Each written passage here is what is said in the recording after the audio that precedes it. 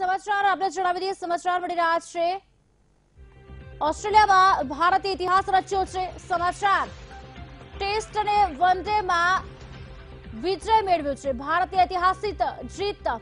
ઓસ્ટ્રેલિયાની ધરતી પર ભારતની શાનદાર જીત। ત્રીજી વન ડેની શ્રેણીમાં ભારતે બેગથી જીત મેળવી છે। ભારતે ઓસ્ટ્રેલિયાને 7 વિકેટથી હરાવ્યું છે। ધોનીએ શાનદાર 87 રન ફટકાર્યા છે। કેપ્ટન તરીકે વિરાટ કોહલીની યશકલગીમાં પણ વધુ એક ચોગ્ગું ઉમેરાયું છે। ભારતની ઐતિહાસિક જીત। ઓસ્ટ્રેલિયાની ધરતી પર ભારતે શાનદાર જીત મેળવી। ભારતે ઇતિહાસ રચ્યો છે। ટેસ્ટ અને વન ડેમાં શ્રેણી વિજય મેળવ્યો છે। ત્રીજી વન ડેમાં ભારતે જીત હાંસલ કરી છે। ધોની અને કેદાર જાદવની સલામત ઇનિંગથી આ જીત મેળવવામાં સફળતા મળી છે।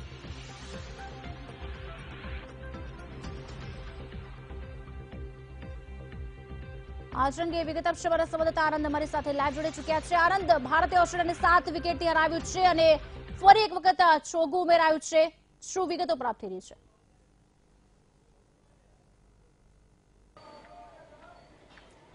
જી, જો વાત કરવામાં આવે જે પ્રમાણેની મેચ હતી ઓસ્ટ્રેલિયાના મેલબોર્નમાં મેચ રમાઈ રહી હતી। ભારત અને ઓસ્ટ્રેલિયા વચ્ચે આજે ત્રીજી વન ડે હતી।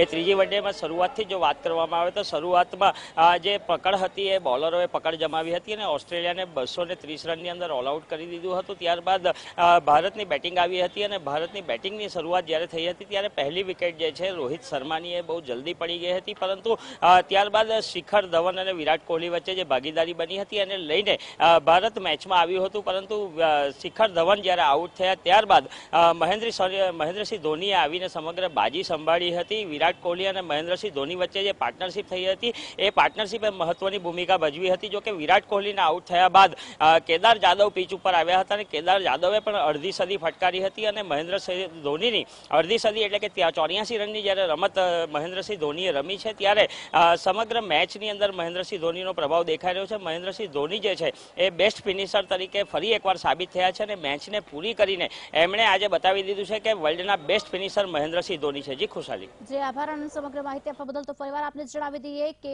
ધોની અને કેદાર જાદવની સલામત ઇનિંગથી ભારતને જીત મળી છે। સિરીઝમાં બેગથી ભારતનો શાનદાર વિજય થયો છે। ઓસ્ટ્રેલિયામાં ટીમ ઇન્ડિયાએ ઇતિહાસ રચ્યો છે। મેલબોર્ન ખાતે ભારતની ઐતિહાસિક જીત થઈ છે।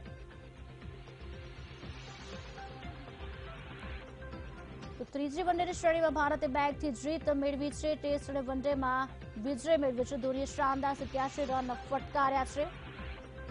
આપને જણાવી દઈએ વિરાટ કોહલીએ 46 રન ફટકાર્યા છે। સિરીઝમાં બેગથી ભારતનો શાનદાર વિજય થયો છે।